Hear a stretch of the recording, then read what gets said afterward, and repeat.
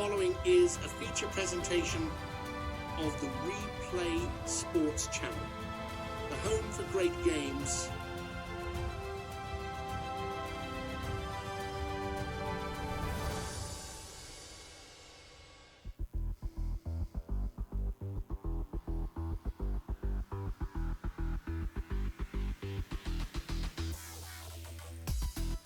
Welcome to WFL Inside Access. I'm your host, Glenn Walker. This episode is brought to you by Royal Retros, your ultimate one-stop shop representing the teams of the past. Head over to Royal Retros today and use the discount code REPLAY to receive 10% off your purchase. The link is provided in the show description. Week 4 is the official start of division play and bye weeks. 4 teams, Cleveland, New Jersey, San Diego, and San Antonio, get a week to rest and regroup. This week, the Stars are aiming for their 3rd win and a firm grip in the East Division. Tampa Bay's defense looks to cool down Bo Nix and the high-flying Americans. Lamar Jackson and the Express will try to run wild over the Legends. The Fire are looking to stay hot while the Wheels are desperate to get rolling. Jalen Hurts and the Outlaws storm into Denver to face Geno Smith and the High Voltage Gold. The undefeated Rattlers look to keep undefeated against the desperate Wildcats. The Maulers look to salvage their season against St. Louis. And on Monday night, 2 teams with playoff ambitions, Baltimore and New Jersey, look to provide some fireworks. The Inside Access crew will get you prepared for all of this week's games.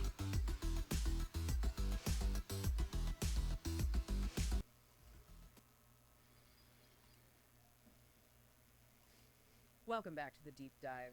So this week, we really dug into the WFL Week 4 preview materials, all the stats, the coaches' notes, everything. Yeah, trying to find the core patterns. Exactly, and we boiled it down to this one question. What's the single biggest thing separating these teams off to a hot 3-0 start from the ones really struggling at 0-3, especially now that division play is officially kicking off? This is really where things get serious, right? The early season feelings, the narratives they get put under pressure now. No more tune-ups. Nope. These games start shaping the actual playoff picture. The stakes just jump way up. And just a quick heads up before we really dive in, 4 teams are on a bye this week. So no Cleveland Gladiators, New York Generals, San Antonio Gunslingers, or San Diego Fleet in action. So for everyone else, we're looking for those advantages that look like they'll last, especially some of these surprising stats we're seeing early on. Yeah, our focus really has to be on these first divisional clashes, seeing which teams' hot starts are, well, real, and which might fade against familiar foes. Okay, so where do we start? East Division. Let's do it. East Division first. We've got the Philadelphia Stars sitting at 2-1, traveling to face the, let's say, struggling DC Defenders at 1-2. Philly looks pretty composed, don't they? Derek Carr. Yeah. The analysis calls him a grinder. Yeah, running the offense like a vet, controlling the clock, hitting those big 4th downs. But, okay, here's my question. How much of that 2-1 is just who they've played so far? Is there anything in the source material that makes us maybe pump the brakes a little on Carr? That's fair. You always have to look at the schedule, but there's one stat that just, wow, it screams competence. It screams sustainability. Okay. Philadelphia is perfect in the red zone this season. Perfect. It's like 100% score. Touchdowns or field goals on every single trip. You just can't be more efficient than that. And that ability to finish drives, no matter who you're playing, that's what separates the good teams from the potentially great ones. Okay. Yeah, perfection is hard to argue with, and efficiency is definitely not the word for DC right now. No. Dead last in passing yards. Averaging, 12 points a game? Just 12. And I saw that note on C.J. Stroud took 6 sacks last week alone on 58 dropbacks. That sounds like a full-blown crisis on the offensive line. It really is. That's just not sustainable football. No way. And it creates this weird situation, this paradox with their defense. How so? Because the DC defense hasn't allowed a single rushing touchdown all season long. Wait, really? Despite the offense struggling? Yep. Which tells you they've got real talent, especially up front. But the problem is how long they're on the field. The analysis literally says they're gassed by halftime. Ah, okay. So the offense just can't stay on the field long enough to give them a break. Exactly. They can't sustain drives. So yeah, maybe the best run D for the first half, but then Then it falls apart because they're exhausted. That's a huge coaching issue right there. definitely. So the key matchup, the thing to watch here, feels like Philly's short passing game car hitting guys like Stover and Reed underneath against those tired DC linebackers having to make tackles in space. Yeah, that feels like advantage Philly if DC's defense is already worn down. Mm-hmm. Okay, let's shift gears. South Division. A different kind of clash, maybe? Tampa Bay at Birmingham. Oh yeah, definitely a clash of styles. Tampa Bay's 1-2 visiting the 2-1 Birmingham Americans. And Birmingham, I mean, they look like a machine right now. Bo Nix. Mm. The notes say he's playing MVP right now kind of football. Well, 5 touchdowns last week would support that, and maybe even more impressive. He hasn't been sacked all season. 0 sacks through 3 games. 0. That offensive line is just a wall. And look, their red zone stat mirrors Philly's. Don't tell me. 100% touchdowns on their red zone trips. Not just scores, touchdowns. Okay, that's efficiency taken to another level. But again, devil's advocate here. Is that sustainable? Or is it just a hot start against maybe defenses that aren't top tier? You have to think that perfect streak breaks eventually. You think so? Yeah. But Tampa Bay, even at 1-2, they're actually the perfect test for this. Why is Because they have the league's best pass defense right now, statistically. Hmm. Only giving up about 165 yards through the air per game. Wow, okay, so they do have the horses in the secondary to maybe challenge Birmingham's receivers. They absolutely do. The talent is there. But Tampa's got this fatal flaw, it seems. They just can't close out games. Ah, yeah, I saw that note. Scoreless for the final 18 minutes last week. Yeah, too many drops, too many penalties at the worst times. You just can't afford to beat yourself against a team as efficient as Birmingham. Right. So the whole game could hinge on that matchup. Tampa's really good secondary against those big-time Birmingham receivers, Jefferson, Chase, Johnson. That's going to be a long day for the DBs if Tampa's offense keeps stalling out. Exactly. Pressure's on both sides of the ball for Tampa. All right, let's head up north. We've got a couple of teams kind of scrambling to get back to even, right? Atlanta Legends visiting the Memphis Express, both 1-2. Yeah, both teams have shown flashes, like real explosive potential, but man, consistency is just haunting them. That really fits Joe Burrow and the Legends last week, doesn't it? Started super hot, quick scores, looked great, and then boom, engine just died. 7 straight punts. 7 straight punts, 0 points in the last 3 quarters, and gave up 4 sacks. They went from looking sharp to completely flat. And Memphis, well, they had the opposite problem, kind of the reverse tragedy. Lamar Jackson was incredible. Oh, yeah, the numbers were nuts. 301 passing, another 85 rushing, just electric. But the defense completely folded late. They were up 41-28. And lost. Gave up 17 unanswered points to lose. It's brutal. They have the league's best rushing attack, Jackson and Josh Jacobs, putting up 176 yards a game on the ground. Best rushing attack in the league, and they're wasting it because the defense can't hold a lead. Pretty much. It's like that classic football dilemma, right? You've got this offense putting up video game numbers. And the defense is just like, nah, we're good, and lets the other team walk down the field. Exactly. So the key thing here, it's got to be in the trenches, right? Yeah. Atlanta's offensive line, which has struggled against that Memphis pass rush. And on the other side, Atlanta's linebackers trying to somehow contain Lamar Jackson and Jacobs on those run options. That's a nightmare assignment. It really is. Okay, next up in the north, Chicago Fire, 2-1, going to visit the still winless Detroit Wheels at 0-3. Man, Chicago's offense looks good. Baker Mayfield is just lighting people up. What was it last week? 387 yards, 4 touchdowns. Yeah, they're moving the ball. And look at Jahmyr Gibbs, their running back. He's basically playing receiver. 13 catches, 132 yards last week. That's wild for an RB. It is. But, and this is a big but we keep seeing with some teams, Chicago's defense has a huge hole. Let me guess. Pass defense. Yep. The worst pass defense in the entire WFL, giving up almost 330 yards per game through the air. Ouch. Okay, so Detroit, they're 0-3, but they did show some life last week, right? They did. Jaden Daniels to Travis Kelce. That connection was lethal. 4 touchdowns between them. 4 TDs. Okay, that's something to build on. For sure. It gives their fans some hope. Boot out. Then there's the Detroit defense. Another but. A massive win. They gave up 49 points last week, 6 touchdowns. Opponents are converting over 60% on third downs against them. It's Not good. So, okay, Chicago can score but can't stop the pass. Detroit can score sometimes but can't stop anything. Pretty much sums it up. So the question for you, the listener, is simple. Can Detroit's defense finally slow somebody down? Can they get any pressure on Mayfield? Because if not, guys like St. Brown, Pickens, Gibbs, they're just going to run wild. All right, moving to the late games, and this is a big one. Potential Western Conference preview. The undefeated Las Vegas Outlaws, 3-0, traveling to the 2-1 Denver Gold. Vegas looks legit. Jalen Hurts has that offense clicking. You're putting up points. They are. Hurts is playing well. But you know what makes Vegas really scary? It's actually their defense. Oh, yeah. What stands out? They have the best run defense in the WFL, period. Only allowing 56 yards per game on the ground. 56 yards. That's it. That's it. You just don't run the ball on Vegas right now. And that balanced scoring points, stuffing the run, makes them really, really tough. Okay, but Denver. Denver's the ultimate test of just pure execution rate. Geno Smith.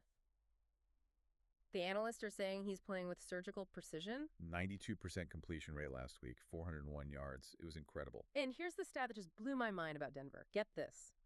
They are the only team in the league that is perfect, 100% in the red zone. Okay, like Birmingham and Philly. And they haven't allowed a single sack all season. Wait. 0 sacks and perfect red zone. Is that even possible over 3, now 4 weeks? Does the source material even believe that? It seems almost superhuman, right? And it sets up the absolute monster matchup of the week. Gotta be the Lions. Yep. Denver's perfect, sackless offensive line against that really tough Vegas front seven. That's trench warfare at its finest. If Vegas can somehow break that sack streak, get Smith off his spot, make him uncomfortable, that's how they win. Yeah. Huge test. Okay, flipping to what looks like, on paper at least, the biggest mismatch of the week.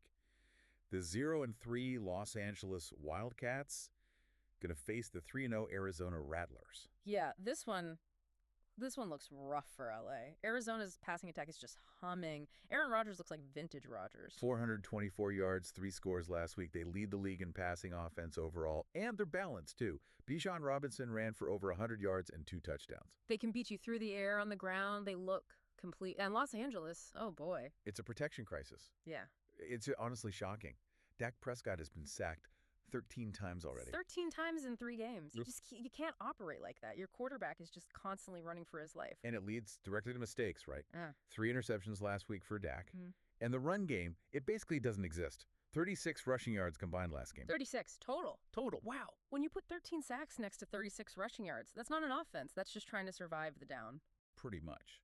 So the key here is pretty simple, unfortunately for LA. It's the Arizona pass rush guys like Hassan Reddick, Byron Murphy Jr. against that LA offensive line that's just getting pummeled. If LA can't give Prescott even like 2 clean seconds in the pocket, this one could get ugly fast. Could be a blowout. Yeah, it feels like it leans that way heavily. Okay, penultimate game. Another one that's just a study and wild contrasts. The 0-3 Pittsburgh Maulers visiting the 2-1 St. Louis Battlehawks. Yeah, this is extreme. You've got Patrick Mahomes and the Maulers offense. And look, they can still move the ball. Mahomes threw for 331 yards last week. He's doing his part, but it just doesn't matter, does it? Nope, because their defense is statistically the worst in the entire league. By yards and points. Both. Giving up 450 yards a game, Yeah. almost 38 points per game. It's staggering. You can't win giving up 38 points. Mahomes would need to throw like 6 touchdowns every week.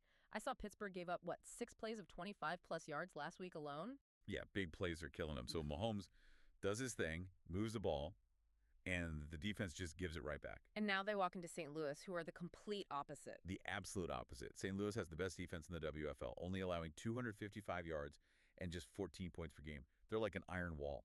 So how do they win? Just defense? Pretty much. They control the clock with their running back, Ramondre Stevenson. He had 129 yards last week. And they rely on their quarterback, Cooper Rush, to just be steady, manage the game, don't make mistakes. Poised is the word they use. Okay, so the matchup is clear. It's all about protection again, isn't it? Absolutely. Pittsburgh's O-line has to keep Mahomes clean against that St. Louis defense. Yeah. A defense that just sacked Dak Prescott 6 times last week. 6 sacks against LA. If that pressure gets home on Mahomes, forget about it. St. Right. Louis will just grind out the win with their run game and that great D. Seems likely. All right, let's wrap the week. Monday Night Football. This looks like a great one.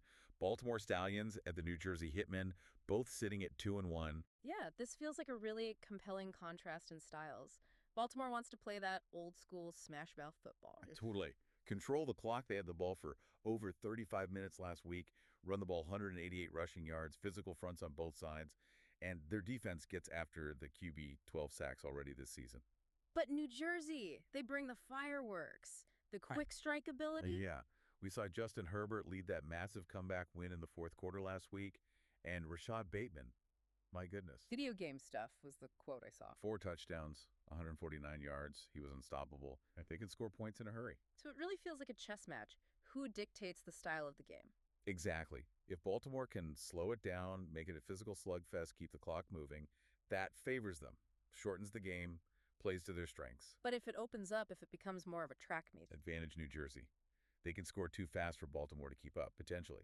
So the key thing, for Baltimore at least, is can their front seven get pressure on Herbert, disrupt his timing? That feels critical if they want to control this game. Makes sense. Disrupt the high-flying offense. #tag outro. So when you step back and look at all 8 of these games, the patterns, they seem pretty clear, don't they? Yeah, they really jump out. Success right now in these first few weeks, it's being defined by teams that are 1, balanced, 2, incredibly efficient when they get close to scoring. That 100% red zone thing keeps popping up. And maybe most importantly, 3, keeping their quarterback upright. Right. Look at Denver, Birmingham, Arizona. They show that combination of balance and protection leads to wins. It's working. And the flip side is just as clear for those 0-3 teams. LA, DC, Pittsburgh. They're losing because either their QB is under constant fire, like Dak, 13 sacks. or their pass defense is just leaking points like a sieve, like Chicago or Pittsburgh. The stats we pulled from the source material, they show these huge gaps already. Vegas stuffing the run, St. Louis shutting everyone down, Denver's O-line being perfect.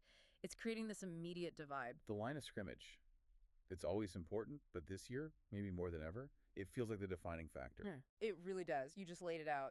Denver, 0 sacks allowed. LA, 13 sacks allowed.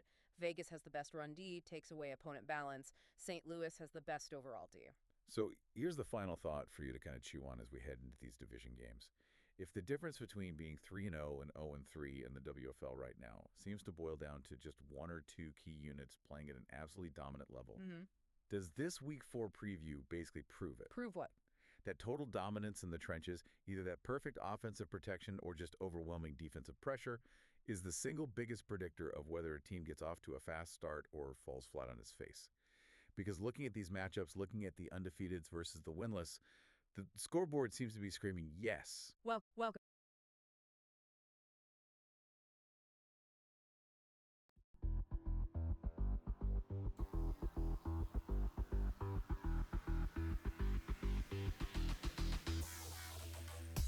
You've been listening to WFL Inside Access, brought to you by Royal Retros.